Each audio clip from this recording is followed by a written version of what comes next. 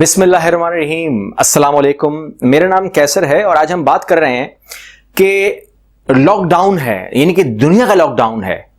ایسا منظر یا ایسی باتیں اکثر لوگوں نے یا تمام لوگوں نے ہی, ہم میں سے تمام لوگوں نے تو نہیں سنی ہوں گی.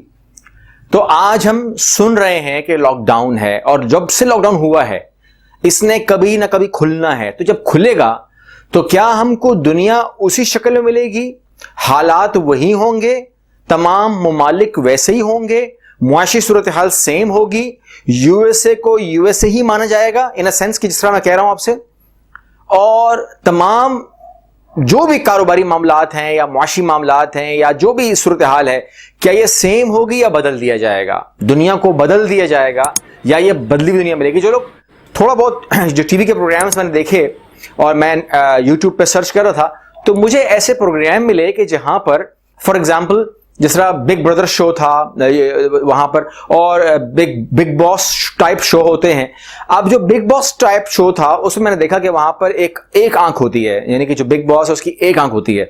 تو اس کے اندر دکھایا جاتا ہے کہ جب بھی انہوں نے کوئی نیا کام کرنا ہوتا ہے, کوئی چیز پلان کرنی ہوتی ہے, بنانی ہوتی ہے, یا کچھ نئی ایکٹیویٹی ہوتی ہے, تو وہ لاک ڈاؤن کر دیتے ہیں. جتنا بھی وہاں پر وہ جو فنکار کہہ لیں آپ ان کو, یا پارٹیسپینٹ کہہ لیں, ان کو وہ بند کر دیتے ہیں اور ان کو کہتے ہیں کہ آپ اندر چلے جائیں, اور اس کے بعد ان کے اوپر ایک پابندی آ جاتی ہے, وہ بالکل ان کے پر پردہ آ جاتا ہے, اور اس کے بعد جو ہے باہر سیٹ اپ چینج کیا جاتا ہے. جب باہر سیٹ اپ چینج ہوتا ہے, جب وہ باہر آتے ہیں تو وہ کہتے ہیں او مائی گاڈ, یعنی کہ ظاہر ایک بالکل ڈفرنٹ ورلڈ یا کہہ لیں ڈفرنٹ ان کو دیکھنے کو ملتا ہے تمام چیزیں. تو کہیں نہ کہیں مجھے ایسا لگتا ہے کہ جب ہم نکلیں گے باہر تو جو دیکھنے کی آنکھ ہے, جو دیکھنے والے لوگ ہیں, ان کے منہ سے یہ نکلے گا کہ او مائی گاڈ. اور جو لوگ نہیں دیکھ پائیں گے, ان کی تیاری نہیں ہوگی, وہ نہیں سنبھال پائیں گے, بزنس مین ہیں یا جاب کرنے والے لوگ ہیں, یا جو بھی لوگ ہیں, اگر ان کی نظر ہوگی تو وہ تیاری بھی کریں گے اس کی, اور تیاری بہت ضروری ہے. کبھی انشاءاللہ ہم بات کریں گے, مجھے آپ کے اوپر آپ کی جو معاشی زندگی ہے اس پر بات کرنی ہے آپ لوگوں سے. آج نہیں کریں گے, ٹائم نہیں ہے, لیکن ہم کریں گے اس پر بات. اب بات آتی ہے کہ ایسا کبھی پہلے ہوا ہے, اس کے بعد آگے بڑھتے ہیں. تو جی ہاں, ایسا اگر آپ تاریخ میں دیکھیں تو ایسا پہلا ہوا ہے, لیکن اگر آپ دیکھیں تقریباً 1343 میں ایسا واقعہ ہوا کہ ایک وبا آئی جس کو بلیک ڈیتھ کہا گیا, کالی موت. اور اس کا بھی بڑا دلچسپ ایک وہ ہے, میں آپ کو لنکج کرتا ہوں, بتاتا ہوں کیا ہوا. یعنی کہ منگولیا میں وہ آتی ہے اور منگولی گردنوا میں پھیل جاتی ہے. چنگیز خان کے زمانے کی بات کر رہا ہوں. تو منگولیا سے وہ نکلتی ہے, چائنا آتی ہے, چائنا سے وہ نکلتی ہے, ہندوستان آتی ہے, ہندوستان سے وہ ٹریول کرتی ہے تو وہ کہیں نہ کہیں یوکرائن پہنچتی ہے, یوکرائن سے وہ آتی ہے اسپین پہنچتی ہے, اور اسپین سے پھر وہ یورپ میں اپنا گھر بناتی ہے, اور وہ دنیا میں پھر امریکہ میں آتی ہے and so on. لیکن شروع کہاں پہ ہوئی ہے؟ منگولیا میں. اور اس نے تباہی اور بربادی کا پھیری یورپ میں.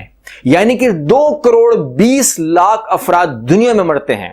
2,20,00,000 افراد کی رپورٹ آتی ہے بلیک ڈیتھ کی, اور یورپ 70% مر جاتا ہے. یعنی کہ 30% کی آبادی رہ گئی اور 70% لوگ وہاں پر لقمہ اجل بن جاتے ہیں, مر جاتے ہیں. اب یہ سوچنے کی بات ہے کہ ایسا کیوں ہوتا ہے, کیونکہ ہر بات کا وجہ ہوتی ہے, لیکن یہ واقعہ ہے. بہرحال ایسا ہے. جب بھی کوئی وبا آتی ہے تو انسانوں کی جو شکلیں ہیں نا وہ نظر آتی ہیں ہم کو, ٹھیک ہے نا.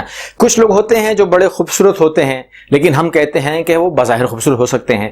کچھ لوگ ہوتے ہیں جو زیادہ خوبصورت نہیں ہوتے مگر وہ اندر سے بہت خوبصورت ہوتے ہیں. تو جب اس دور میں جب آپ لوگ اپنے لیے راشن اکٹھے کر رہے ہیں, تمام چیزیں کر رہے ہیں, تو گزارش یہ ہے کہ تھوڑا سا توجہ دیں کہ کہیں یہ نہ ہو کہ وہ لوگ جو بالکل نہیں کر پا رہے, دیہڑی دار ہیں, ان کے پاس پیسے نہیں ہیں, تو یہ نہ ہو کہ وہ آپ کی مدد سے رہ جائیں. تو ان کی آپ نے نظر رکھنی ہے اپنے ارد گرد, کیونکہ یہ نہ ہو کہ کوئی لوگ اس وبا سے نہ مریں مگر آپ کی بے توجہی سے یا کسی اور وجہ بھوک سے مر جائیں. تو یہ نہیں ہونا چاہیے.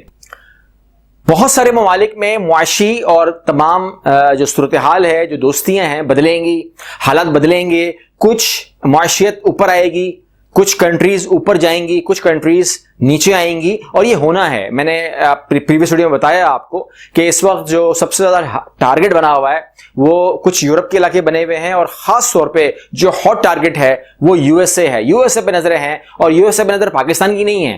الزام تو یہی آنا ہے آخری میں آ کے کہ ساری شرارت پاکستان کی ہے, کیونکہ جب بھی کوئی دنیا میں کام ہوتا ہے تو ہمارا نام تو جیسے کہتے ہیں نا کہ ہمارا تو بیچ میں نام رکھا ہوا ہی ہوتا ہے, لیکن حقیقت میں نہ تو یہ ہمارا کام ہے نہ کسی کام ہے. جیسا کام ہے وہ کسی کو یقین ہی نہیں آئے گا, لیکن کام اسی کا ہے جو کام دکھا رہا ہے, کیونکہ سپر پاور جس نے بننا ہے, ہم نے تو نہیں بننا. بہرحال اگر کسی کی نظر پاکستان پہ آئے گی, میں یہ کہہ رہا ہوں آپ کو, تو وہ بھول جائے, کیونکہ پاکستان وہ ملک ہے جو اپنا نمک رکھتا ہے. زرخیز زمین ہے پاکستان میں, اپنی سبزیاں ہیں, اپنے پھل ہیں, اپنا اناج, اپنا گندم, اپنے چاول, اپنی مکئی, اپنا تمام چیزیں ہماری ہیں.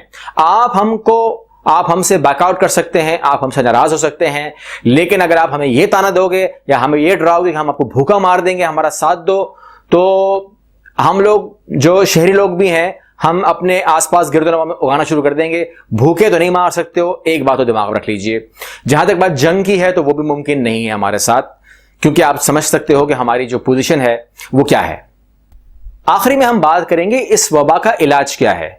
تو میرے پیارے نبی حضرت محمد صلی اللہ علیہ وآلہ وسلم نے, میری نسلیں, میرے بچے تمام قربانوں پہ, انہوں نے آپ کو یہ بتا دیا تھا کہ اس وبا کا حل کیا ہے. یعنی کہ آج جو آپ کو نہیں سمجھ میں آ رہا, میرے پیارے نبی نے آپ کو بتا چکے ہیں, اسی پہ عمل کر. دنیا اس پہ عمل کر رہی ہے, چاہے وہ کسی مذہب سے بھی ہیں, تو وہ کامیاب ہو جائیں گے. یہ کبھی بھی وبا کا علاج نہیں ہوتا ہے, وبا کا ہمیشہ حل ہوتا ہے. انہوں نے حل دے دیا ہے. انہوں نے کہا کہ اگر کسی جگہ وبا پھوٹ جائے تو وہاں مت جاؤ, اور اگر آپ وہاں پہ ہو تو وہاں سے باہر مت آؤ, تاکہ باقی لوگوں پر تکلیف نہ آئے.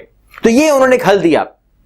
ابھی چائنا میں جب ووہان میں یہ معاملہ ہوا تو لوگوں نے یہاں پر کوہرام مچا دیا کہ بچوں کو واپس لے کر آؤ, لیکن نہیں لے کر آیا پاکستان, جو کہ اچھا اقدام تھا. یہ انتہائی اپریشیٹڈ اقدام تھا.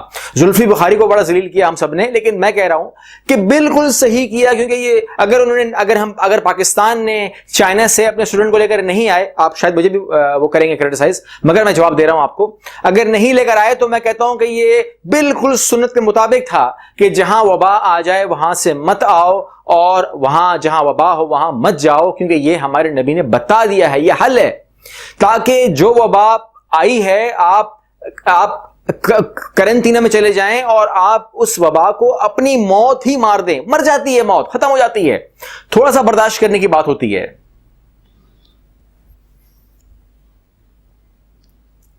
دیکھیں ہمارے ارد گرد بہت مجبور لوگ رہتے ہیں, بہت غریب لوگ رہتے ہیں. ارد گرد نظر ڈالو, زکوٰۃ کا انتظار رمضان کا مت کرنا, یہ ٹائم ہے بہترین. جو ڈھونڈو, اپنے محلے میں جاؤ, دکانداروں کے پاس جاؤ, ان کو بولو کھاتے ذرا کھول دکھا کھاتے. اگر نہیں ڈھونڈ سکتے نا, کچھ مجھے لوگ کہتے ہیں یار سر ہمیں سمجھ میں نہیں آتا غریب کون ہے, غریب کون نہیں سمجھ میں آتا آپ کو. آپ دکانوں پہ جائیں, ان کے کھاتے کھلوائیں, غریبوں کے کھاتے چیک کیجئے. کسی کے اوپر 5,000 چڑھا ہوا ہے, کسی کے اوپر 3,000 چڑھا ہوا ہے, تو اگر چڑھا ہوا ہے تو وہ نہیں پے کر پا رہا ہے, ٹھیک ہے, اس کو بلائیں, بولیں کہ یہ تمہارے 7,000 روپے ہیں, یہ میں پے آف کر رہا ہوں. زکوٰۃ سے سب کو پے آف کر دو جتنا ہو سکے. یہی بہترین ٹائم ہے مدد کا. ایک پیکٹ بناؤ 15 دن کے راشن کا, وہ بھی پکڑا دو اس کو, بولو کہ یہ لے, نہیں اتنا مہنگا آتا, وہ بھی دے دو اس کو, بولو 15 دن تمہارا راشن تمہارا ہو گیا. یقین جانیے بہت بڑا مقام آپ کا ہو جائے گا. اللہ قبول کرے آپ کی زکوٰۃ کو, اللہ قبول کرے آپ کے صدقے کو, اللہ قبول کرے آپ کے خیرات کو, اور اللہ آسانیاں کر دے ہماری ذات پہ. اللہ حافظ.